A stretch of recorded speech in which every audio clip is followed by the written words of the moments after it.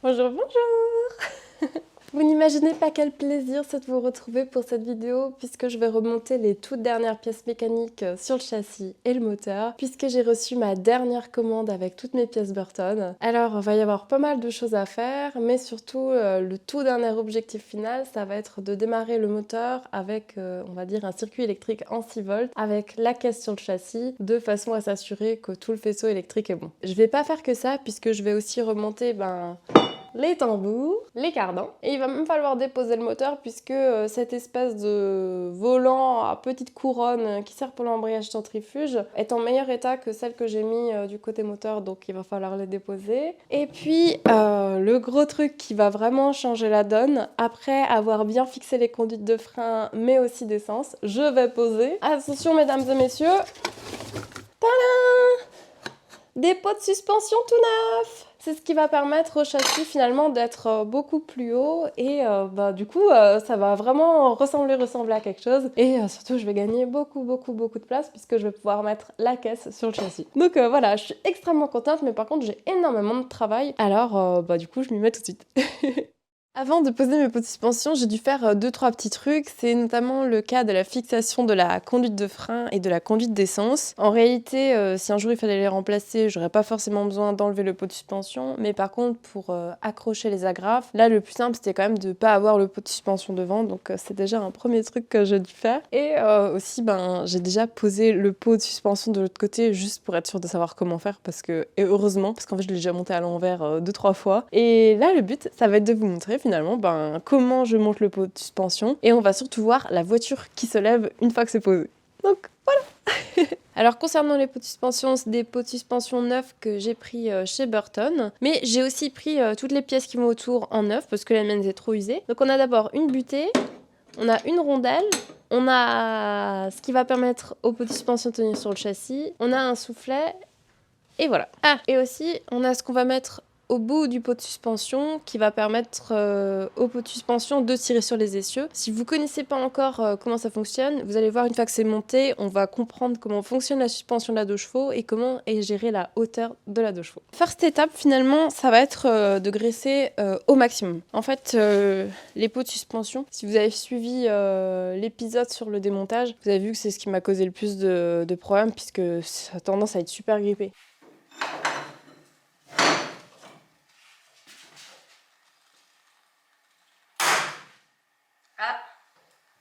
Ça y est,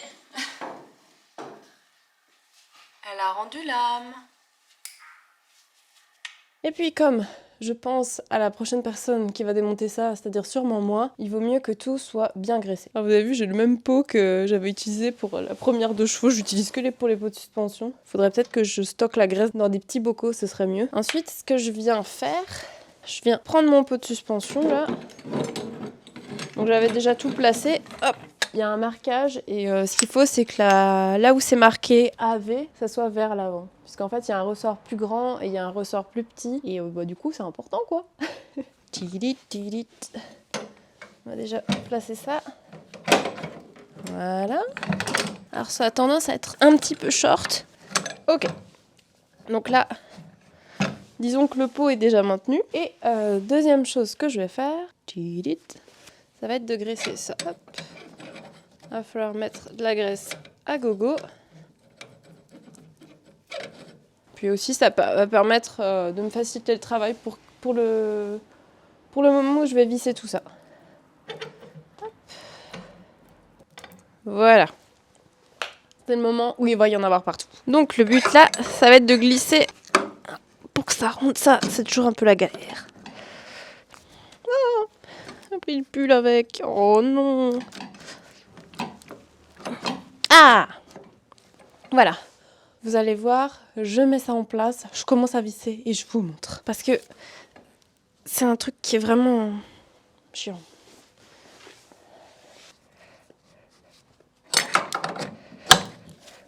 Ok, et ensuite... Ah, comment ça se fait que j'y arrive? Ah, je ne sais pas si c'est très clair et si on y voit très bien, mais ici on a donc la grande pièce qui vient rentrer là, dans ce qu'on pourrait appeler un espèce de longeron, qu'il n'y a que sur les 2 chevaux anciennes. Et de l'autre côté, il y a aussi un pas de vis. Et finalement, il va falloir que mon tube soit assez vissé pour arriver jusque là. Et si la rondelle est jusqu'ici, c'est puisque j'ai fait en sorte que le caoutchouc qui sert de soufflet pourra venir bien s'y loger et touchera juste. C'est en principe comme ça qu'on fait le réglage, c'est quelque chose que j'ai regardé sur internet. Donc maintenant, le but ça va être de rapprocher ça et en fait, le pot de suspension va être bien maintenu. Il va falloir le faire des deux côtés et après, une fois que ça c'est fait, vous verrez, c'est là qu'on passe finalement au plus intéressant. Bon, maintenant, il va falloir visser tout ça. Alors par contre, chaque fois le sens, ça m'est vraiment inconnu. De toute façon, je le vois tout de suite. Pour être sûr que je vise bien, je vois il y a le morceau qui se rapproche.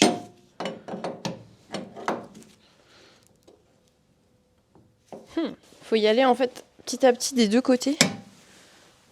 Et je crois que là je dois faire comme si je dévissais du coup.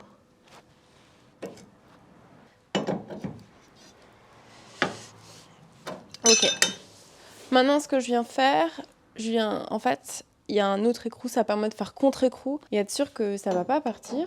C'est pour ça que c'est très important d'avoir 2 clés de 46 et elles sont de plutôt bonne qualité puisqu'elles m'ont déjà bien aidé pour enlever les anciens pots de suspension et là elles m'aident encore et je pense que c'est vraiment, enfin non c'est pas je pense, je suis sûre, il faut vraiment 2 clés comme ça. C'est très important parce que sinon vous allez galérer. Et vous savez ce qui est en plus embêtant? Mon père avait pas mal de clés pour tout ce qui est grosse tuyauterie et comme par hasard c'est des clés qui vont que jusqu'à 45. Donc je crois qu'il faut souvent avoir des spécifiques en plus. Et comme d'habitude, tout ce que j'utilise pendant cet épisode, pendant un autre, pendant toute la restauration, il y a un lien spécifique qui vous redirige vers le site de Burton et il y a le lien finalement de tout ce que j'ai utilisé et de tous les produits neufs que j'ai pris. Donc comme ça, si vous aussi vous restaurez et que vous posez des questions sur ce que je prends, ben au moins vous savez où trouver tout ça.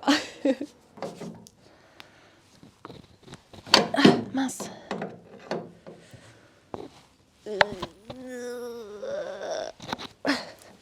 Bon, faut serrer fort, mais je crois qu'il faut pas non plus serrer comme des fous. Ça, c'est fait. Ok. Bon, bah là, il risque pas de s'échapper. Tip top. Maintenant, je vais passer à la pose des petits soufflets. En fait, je viens juste les emballer. Hop. Voilà.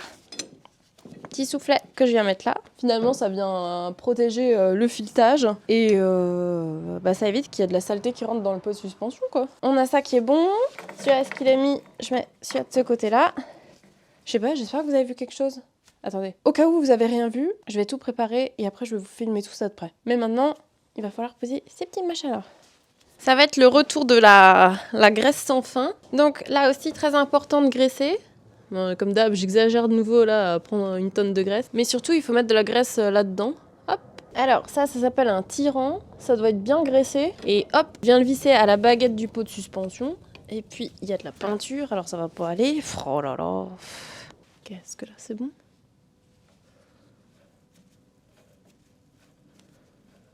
Ah, voilà. Faut que ça soit vraiment bien graissé. Donc on a ça comme ça.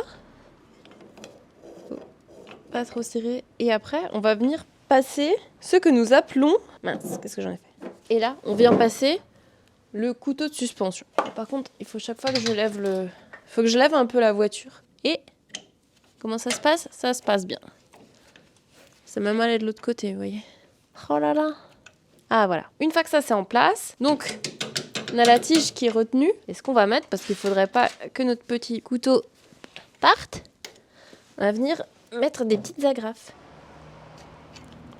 D'un côté comme de l'autre.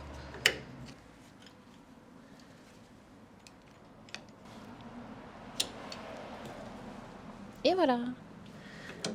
Quand j'aurai tout terminé, je vais revenir tout graisser.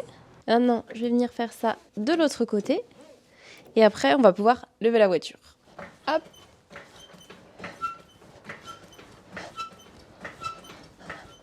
Alors ce que je viens faire, je viens juste tourner la baguette comme ça. Faut pas grand chose, hein. Alors j'ai le doigt plein de graisse, ça glissouille, mais il y a un embout là. On peut prendre une clé de 9 et tourner en fait. Hop. C'est plutôt pratique quand il n'y a pas la caisse, puisque là on peut se mettre tranquille, mais normalement comme il y a la caisse là, on peut pas faire des tours complets quoi. Donc vous n'imaginez pas quel plaisir c'est de faire ça parce que Là, je sens que ça avance. C'était vraiment le truc, on va dire, qui me manquait vraiment pour clôturer cette partie train roulant. Un peu plus tard, on va aussi mettre les frotteurs. Ça aide à la suspension, mais ça, on verra juste un petit peu plus tard. Là, c'est pas la priorité. La priorité, je vous l'explique après. Voilà. Et donc là, si on baisse l'avant, tac, ça se stabilise. Par contre, maintenant, il nous reste juste un petit peu l'arrière quand même. Hop.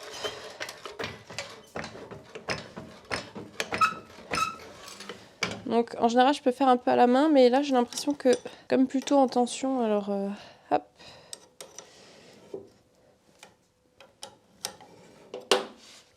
Et on va enlever le châssis est tout haut. J'ai un petit peu nettoyé le dessus du châssis pour finalement vous montrer un peu comment ça fonctionne. Donc, juste ici, on a le pot de suspension. Il y a un ressort là et un autre là. À l'intérieur, il y a 2 coupelles et il y a des petites tiges qui viennent tirer dessus. Et ces petites tiges, il y en a une qui est retenue à un bras avant, l'autre à un bras arrière. Et donc déjà, c'est ce qui assure la suspension, mais pas que, c'est aussi ce qui assure la hauteur de la voiture. Et cette hauteur, on peut la régler simplement en tirant la baguette, puisqu'elle vient se visser dans un tiron. Et voilà, c'est comme ça que fonctionne la suspension de la 2 chevaux et aussi le réglage de la hauteur. Alors, ça, c'est des pots tout neufs en inox, donc bon, écoutez, je pense que je devrais être tranquille pendant des années et des années. Alors je suis très contente, j'ai mon châssis en hauteur, ça va permettre de pouvoir mettre la caisse ce soir quand mon père rentre. Il va falloir que j'ai déjà fait un certain nombre de choses, mais je vais vous expliquer ça pendant que je nettoie mes outils. Ah, attendez, je vous montre quand même. Faire du trampoline dessus. Cool. Pendant que je lave mes clés de 46, là, je vais vous expliquer ce que va être la suite. Il faut savoir qu'il y a quelques jours, j'ai déposé le moteur avec mon papa parce que j'avais mis ça. Je suis désolée, je sais pas comment ça s'appelle, je vous l'indiquerai. Mais les garnitures qui étaient juste là, il n'y avait pas assez en fait dessus. Et j'ai trouvé celui-ci à la cave et pour moi, j'allais pas mettre quelque chose où les garnitures sont pas assez épaisses alors que je viens de restaurer le moteur. Ça, c'était le premier point pour lequel il fallait le sortir. Et le deuxième point, c'est question d'accès, c'est pour les tambours de frein. J'arrive beaucoup mieux à les mettre sans le moteur, donc ça aussi c'est un truc qu'il faut mettre avant que mon papa rentre. Et puis si j'ai terminé tout ça, j'aimerais beaucoup déjà poser les cardans. Et là je peux vous dire qu'il y aura vraiment beaucoup moins de bazar. Et petite surprise dans la vidéo, on mettra le moteur, mais après on mettra autre chose sur le châssis. Bon du coup, je vous raconte ma life là, mais j'ai absolument pas nettoyé mes clés.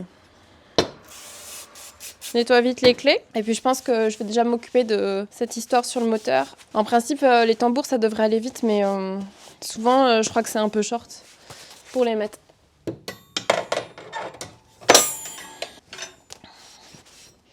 Voilà. Bon. Tip top. Maintenant, je m'occupe du moteur.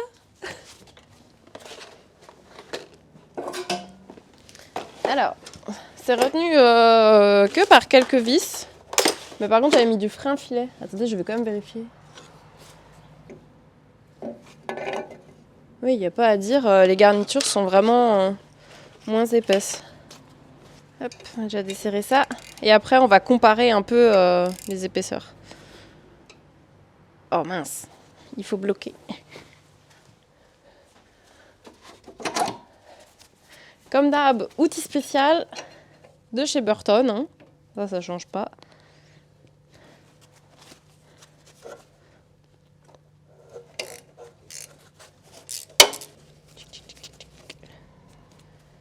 Ouh. Il y avait un paquet de freins filets là-dessus. Hein. Voilà.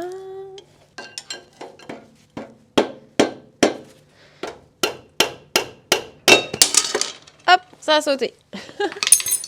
Alors, je vais essayer de vous montrer la différence. Moi, j'avais posé celui-là et vous voyez, il y a une partie de la garniture qui vient là et qui après vient s'arrêter ici. Elle est vraiment très usée et irrégulièrement, on dirait. Alors que là-dessus, on a quand même une garniture plutôt complète. Alors regardez. Là, je vais essayer de vous montrer comme ça. Bon, il n'y a pas photo, hein. Donc, on va sélectionner celui-là. Bah, il y a juste à le reposer et puis mettre du frein filet et puis faut juste que je trouve de nouveau le couple de serrage et bah après hop, on serre ça. Bon, j'ai mené ma petite enquête, ça s'appelle couronne, porte, masselotte, embrayage centrifuge. En fait, j'ai vu ça quand j'ai cherché le couple parce que c'est du 11. Alors, j'ai bien placé mon petit bazar. D'abord, ce que je fais, je vais rapprocher avec les vis et après, je vais prendre chaque vis et je vais mettre du frein filet et serrer au couple.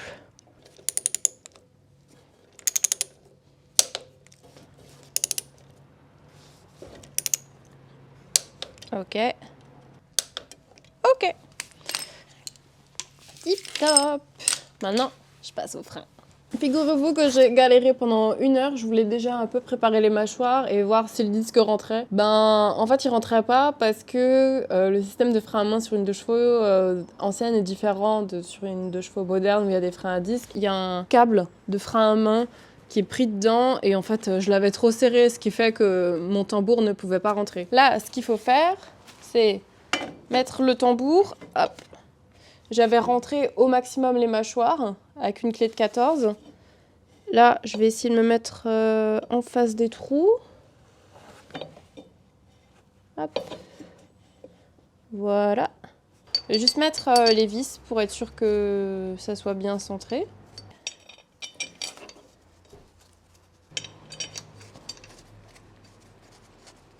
Et là, ce qu'il faut faire, voilà.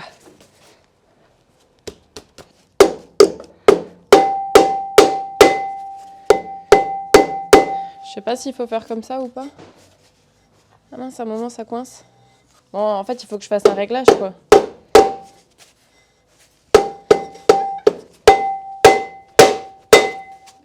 Ok.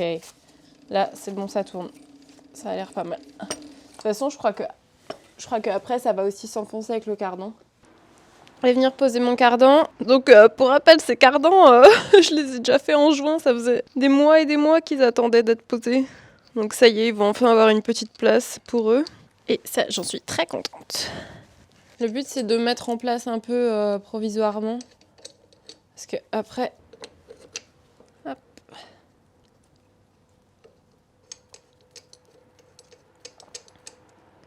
Faut juste qu'ils puissent pas bouger. Et puis hop. Voilà. Je vais déjà mettre l'écrou. Comme ça, je suis sûre qu'ils quittent pas le navire. Tip top. Hop.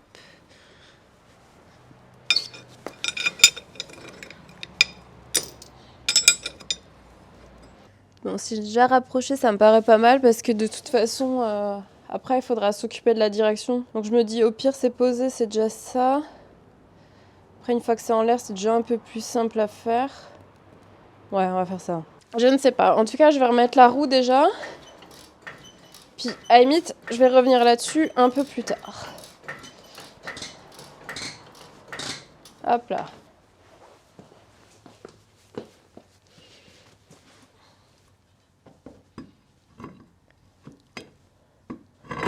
Voilà. Je fais pareil de l'autre côté et après, de toute façon, je pense que mon papa arrivera et on posera le moteur. Et autre chose. Non, je rigole, je sais pas pourquoi je suis du suspense, on s'en fout. C'est juste que je vais poser la caisse sur la voiture, quoi. Comme ça, je vais gagner de la place un peu. Un peu, je suis sûre, je vous l'ai déjà dit avant, je sais pas pourquoi. Je veux faire une surprise alors qu'il n'y a pas de surprise. Mais bon. En fait, il faut que j'ai plus de place parce que pour l'instant, on va dire, la voiture, elle servait un peu de support à toutes mes affaires et puis ben là, j'en aurai plus. Alors, il faut que je monte le maximum de choses, même si c'est provisoire, c'est pas grave. Je me suis jamais autant réjouie que mon père rentre du travail, je crois. Et voilà, nickel.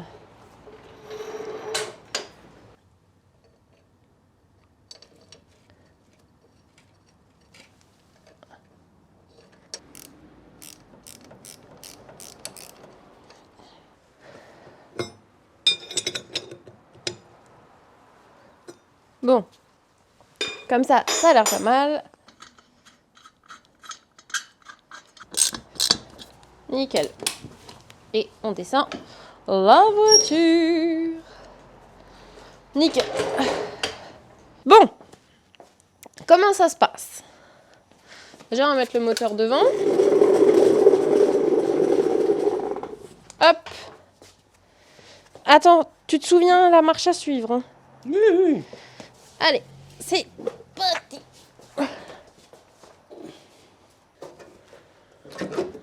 Ok. Maintenant, il faut que tu tiennes en l'air. Moi, je soulève.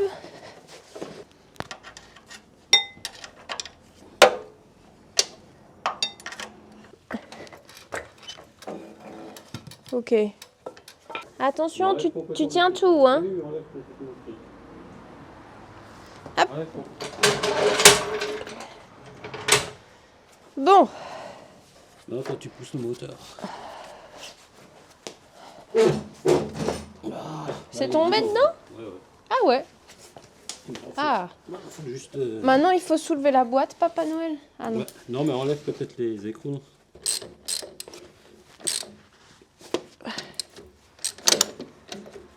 Voilà. Bon, Josinette, toi, ce que tu dois faire, nous, on va lever la voiture. Et j'enlève ça. À 3. 2, 3.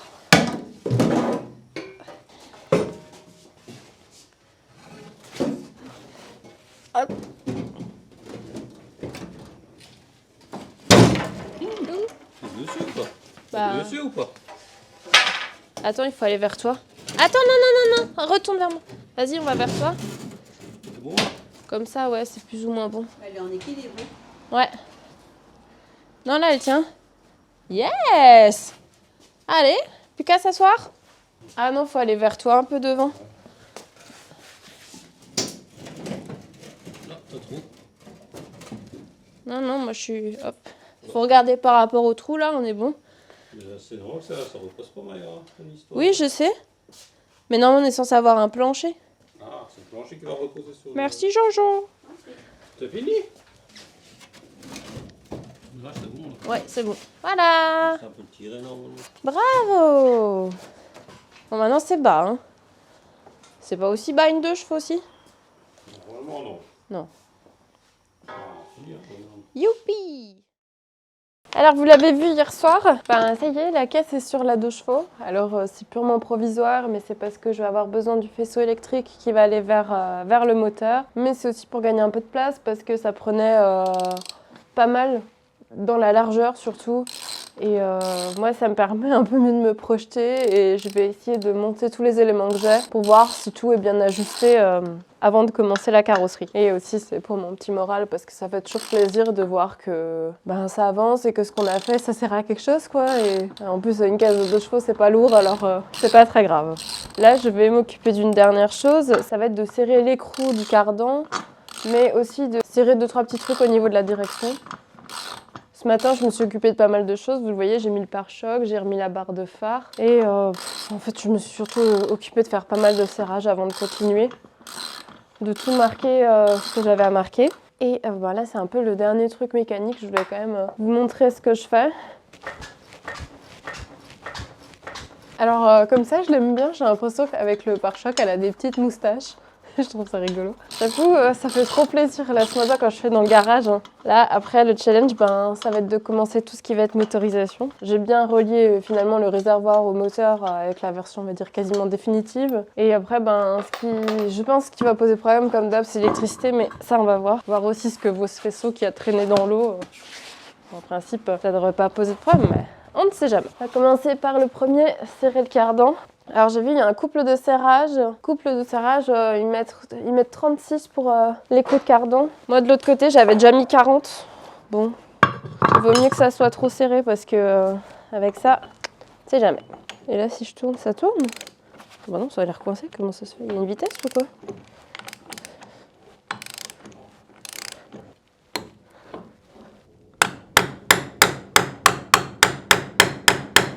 C'est un roulement, il n'est pas calé tout de suite. Ce qu'il faut, c'est que le cardan vienne bien serrer contre le moyeu. Et c'est là où le roulement fait comme ça.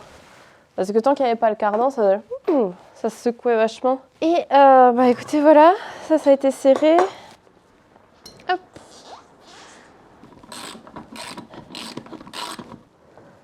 Voilà.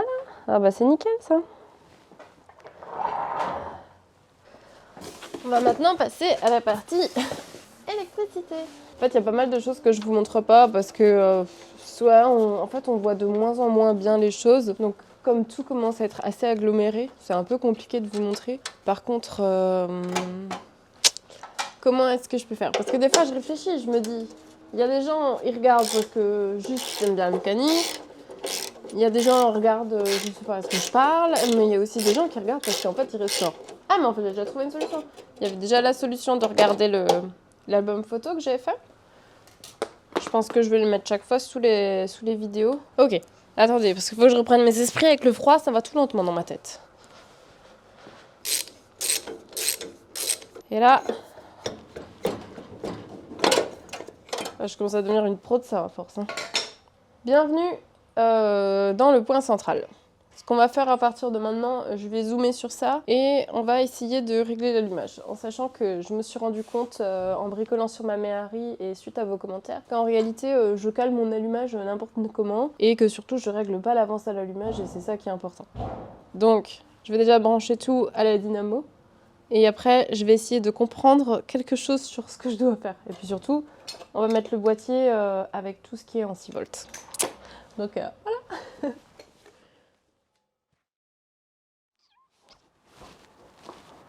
Bon, figurez-vous que s'est passé un paquet de choses. Déjà, la chose number one, c'est que ma voiture démarre avec le faisceau électrique. Ça, c'est génial. Et surtout en 6 volts. Donc ça fait mon plus grand bonheur. Et maintenant, il va falloir vous expliquer comment on est passé de ça démarre pas en 6 volts à ça démarre. Déjà, je voulais vous épargner tout ce qui était recherche de panne, puisque là, ça va être beaucoup plus intéressant, puisque je vous expliquais qu'est-ce qui s'est exactement passé, les pourquoi, les comment.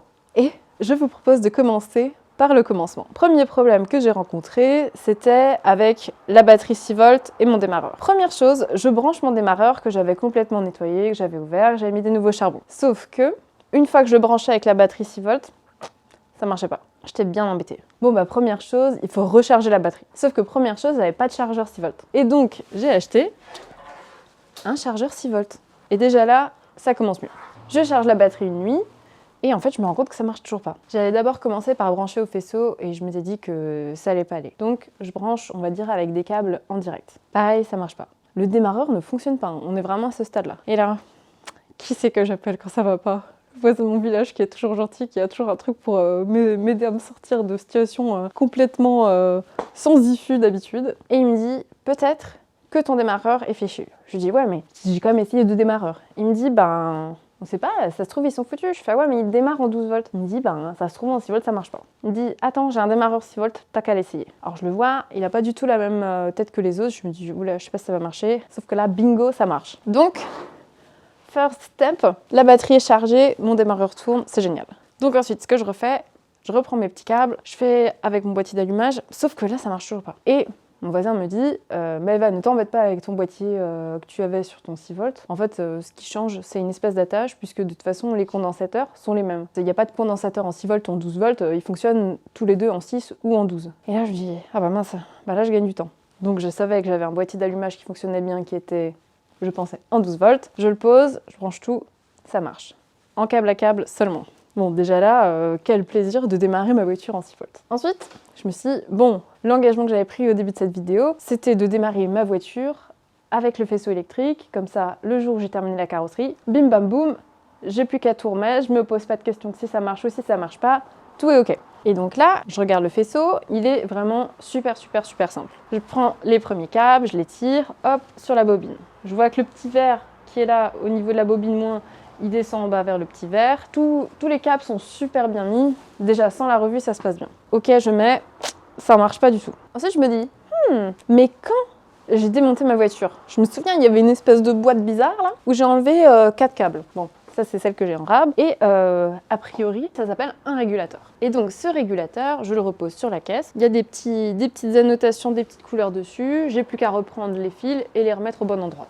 En parallèle de ça, j'étais avec mon papa, je branchais un fil, il prenait la tension, ok, là ça passe, là ça passe, là ça passe. Nickel chrome. Et là, en fait, on fait plusieurs essais, on se rend compte que, en fait, il y en avait un qui était mal branché, nanana. À un moment, on se dit, ok, la tension, elle passe partout, c'est nickel de chez nickel. Sauf que, en fait, là, on essaie de démarrer, ça marche pas. Et normalement, je vais pouvoir vous faire le test là. Alors, accrochez vos petites ceintures. Parce que vous allez voir la résolution de panne la plus rigolote du monde.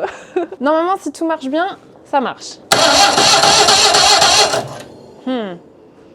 ça marche pas. En vrai, le moteur, là, il est pas chaud, mais on le sent tout de suite. Si ça fait pas pop, pop, pop, pop, pop, c'est que ça marche pas. On réessaye. Je baisse le starter pour que ça marche. Ça manque de quelque chose. Et là, je me dis, je regarde dans la voiture, il y a un emplacement pour des clés. Ça veut dire que le circuit doit sûrement être fermé et qu'il doit manquer quelque chose. Sauf que problème, j'ai pas les clés.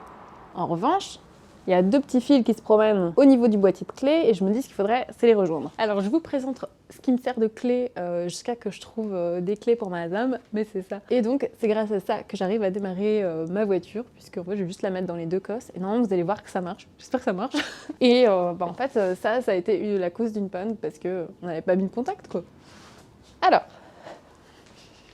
ce qui me permet en général de voir que tout est bien branché, c'est quand je vais prendre un fil du faisceau, que je vais le gratter et je vais voir qu'il y a de l'électricité qui passe. Ça, c'est quand même plus ou moins une garantie que, ok, tout est branché. Je range mes cheveux dans le pull, histoire de ne pas me faire manger. Je vérifie que ça c'est bon. Et là, a priori, ça va démarrer. Et vous allez voir, j'ai même mis l'échappement. Il y a quasiment tout qui est bon. Et après, je vous montre quand même quelques trucs que je vais faire. Vous allez voir. Alors, j'espère que ça démarre, que je passe pas pour une quiche. Oh merde, je passe pour une quiche maintenant. Oh non!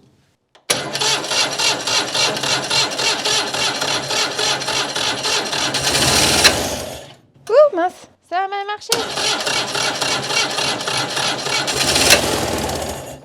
Ah, attendez. On va faire tomber le starter. Faut essayer de gérer tout ça.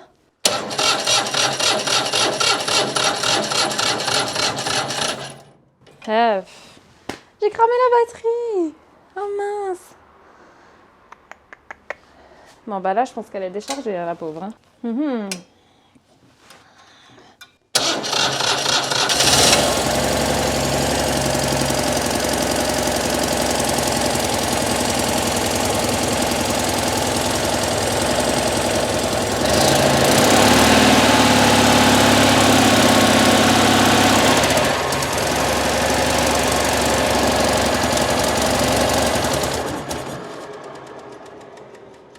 Bon, je préfère vous prévenir qu'actuellement il fait 3 degrés, donc c'est normal qu'elle ait un peu du mal à démarrer. Ça a tendance à s'arrêter en fait quand je mets le starter, donc je pense que...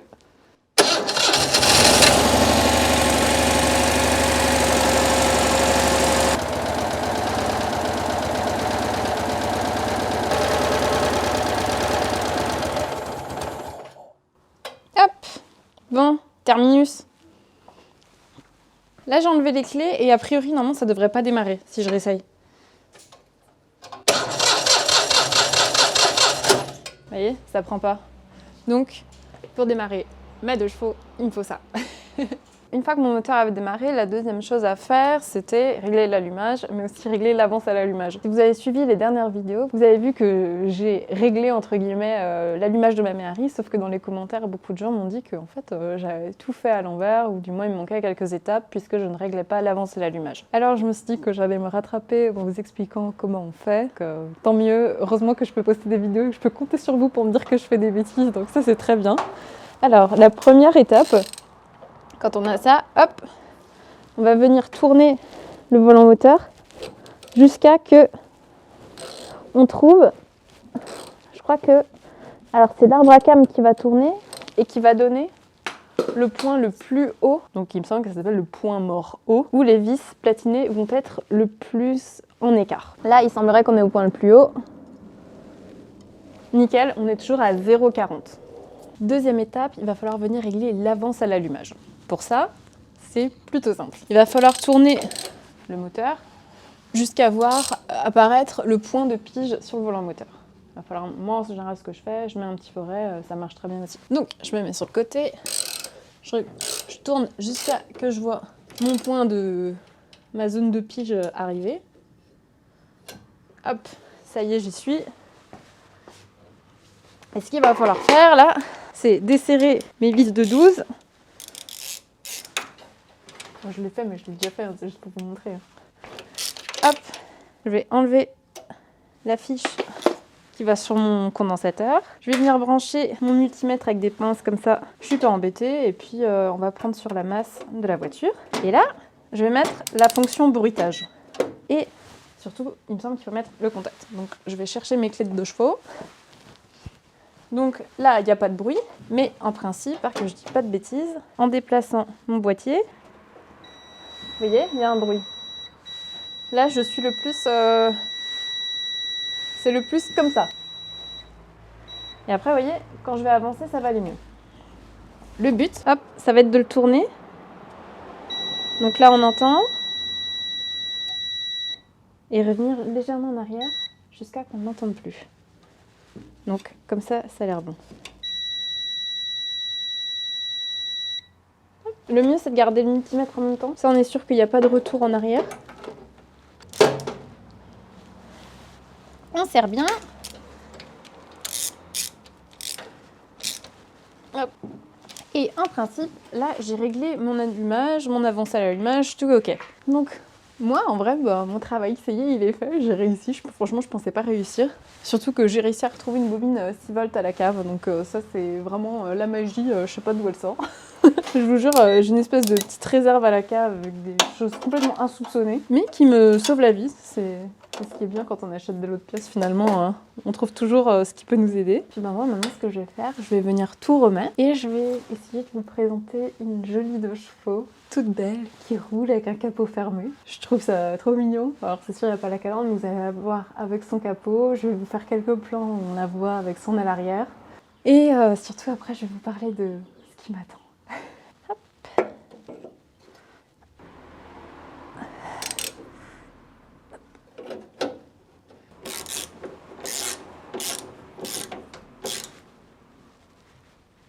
Valou. Bon, j'espère que vous êtes prêts. Je vais vous montrer la voiture finalement avec le capot baissé. Et puis, vous allez m'en dire de nouvelles. Hop. Et...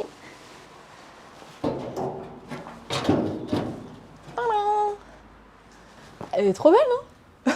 Alors à ce stade, il me manque encore pas mal d'éléments pour avoir, on va dire, une voiture complète en termes de carrosserie, puisqu'il va me manquer les 2 portes avant. Pour l'instant, j'ai 2 portes arrière, mais qui ont déjà été repeintes et qui sont pas, on va dire, d'origine. C'est quand même ce que je cherche. Mais aussi des choses qui sont quand même relativement importantes, comme finalement une calandre et tout bête aussi, une petite barre en chrome qui va venir jusque là, des joues d'aile, bon bref, il manque 2-3 trucs, mais franchement, elle a déjà bien avancé. J'ai une aile arrière qu'un ami m'avait offert, et de l'autre côté, il me manque aussi une aile. C'est finalement ici que s'arrête le gros chantier mécanique, ça y est, tout a été fait. La boîte de vitesse a été vérifiée, le moteur a été complètement restauré. J'ai un nouveau réservoir d'essence, j'ai des conduites de frein neuves. C'est un point que j'ai pas abordé dans l'épisode puisque j'ai cassé mon bocal de liquide de frein. Du temps que j'en ai pas trouvé un, je vais pas pouvoir mettre de liquide de frein pour vérifier que tout est bon, mais en soi, les conduites de frein sont neuves. Je me suis également occupée de tout ce qui allait être amortisseur, avec les pots de suspension, vous l'avez vu. Mais avec mon papa, pendant ces 2 semaines de vacances à Noël, on en a profité pour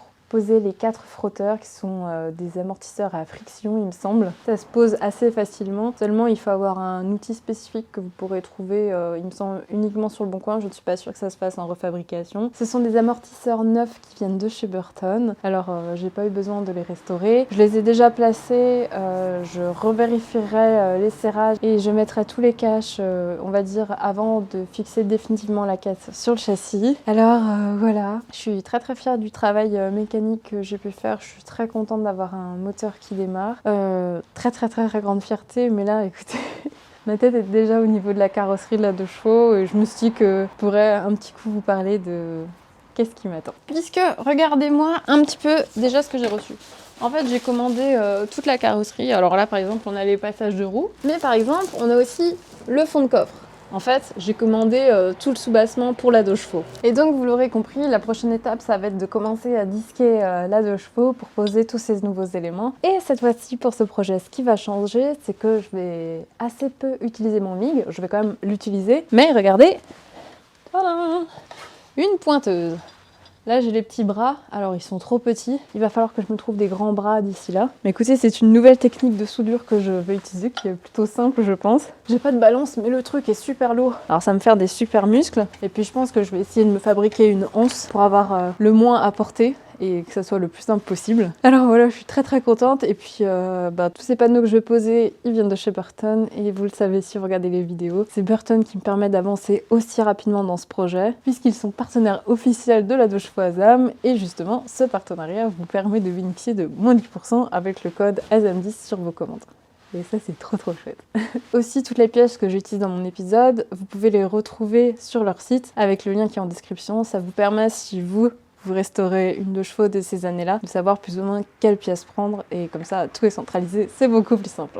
Je sais même pas quoi vous dire, mais je suis trop contente comme d'hab parce que je suis trop fière de ce que j'ai réussi à faire. C'est vraiment génial, je trouve, parce qu'elle partait vraiment de rien, cette voiture. Je veux dire, elle n'a même pas de moteur, même pas de boîte de vitesse, la moitié des cardans, et puis là, franchement, elle a une mécanique nickel. Bah, c'est sûr, il y a la frustration de ne pas pouvoir aller faire un tour avec. Il va d'abord falloir que je fasse la carrosserie. Et puis là, le fait d'avoir pu mettre les ailes et le capot un petit peu pour me faire plaisir, je trouve ça trop cool. Elles tiennent vraiment juste avec 2 boulons, c'était vraiment juste pour avoir quelque chose d'un peu sympa. Et puis bon, moi, ce que je vous propose, puisqu'on va plus l'entendre pendant un petit bout de temps, croyez pas, moi je continue de le démarrer dans mon coin, c'est de démarrer une dernière fois le moteur avec mes petites clés que j'ai déjà perdues. Et moi je vous donne rendez-vous du coup très bientôt j'espère, pour entamer le chapitre de la carrosserie. J'ai peur parce que ça fait déjà plus d'1 an que j'ai plus rien soudé. J'espère que ça va bien se passer. Et puis je suis aussi contente parce que c'est à partir de là que le projet va prendre son essence, qu'elle aura ce côté patiné, manœuvre. Mais ça, vous le verrez dans les prochains épisodes. Bon allez, je vais trouver mes clés et je démarre une dernière fois le moteur. Alors, mes clés. Ah, je les ai rangées là. Hop.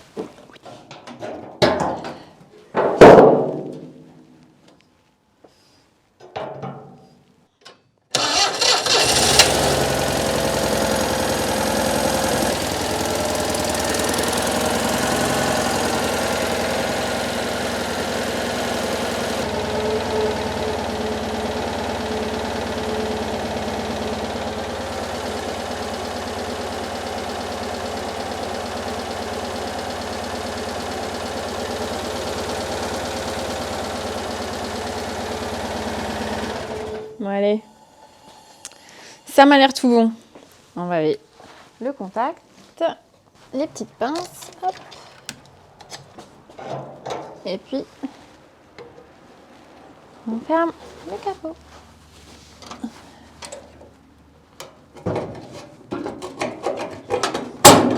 Voilà. Elle est trop belle. Bon